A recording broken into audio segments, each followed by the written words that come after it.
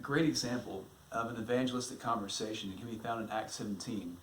Paul's preaching in Thessalonica, and he's talking to a group of men about Jesus.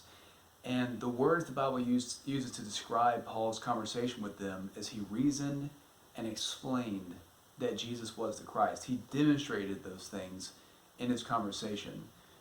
So in the Bible, we see that evangelism is not a one-way transmission. It's not me sitting here telling you what to do and expecting you to do it. It was a full-fledged conversation where people could decide whether or not they wanted to believe and engage in that kind of lifestyle. And as we experience evangelism here and now, we understand that conversations just work the best. They're the most natural way to evangelize. If we go back one chapter in Acts to Acts 17, we find Paul in Athens. And Athens was the center and still largely is regarded as the place where modern philosophy was invented, at least in the Western sense.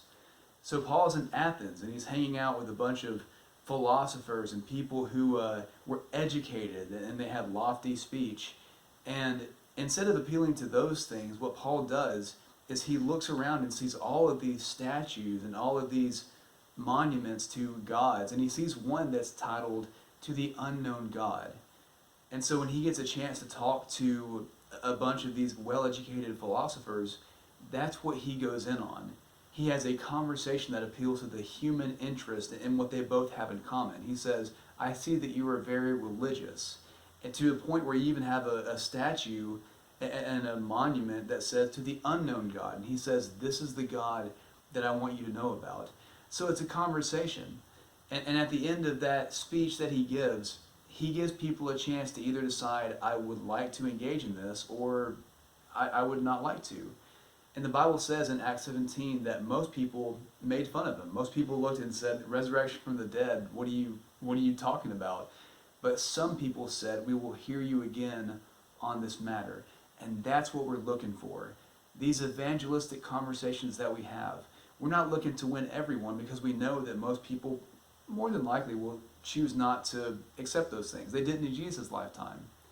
But those few people who say, I will continue to talk to you about this, I want to look more into this, those are the ones that we need to focus in on.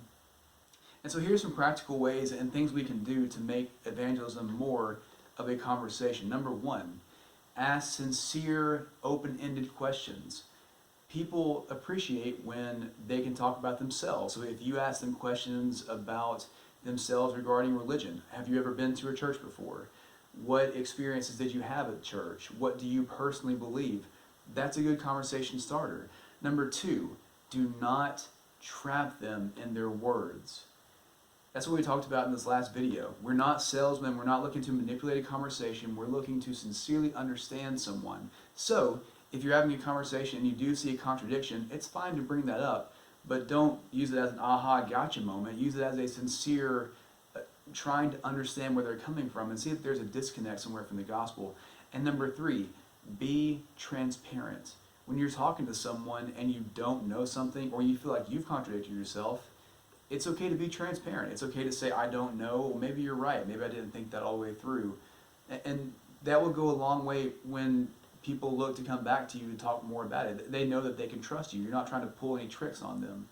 Overall, with the conversation about Jesus, obviously, the goal is to bring them to Jesus. So in our conversations, in our back and forth dialogue about Jesus, it's always a good idea to bring them back to the source, the Bible, the gospel of Jesus Christ.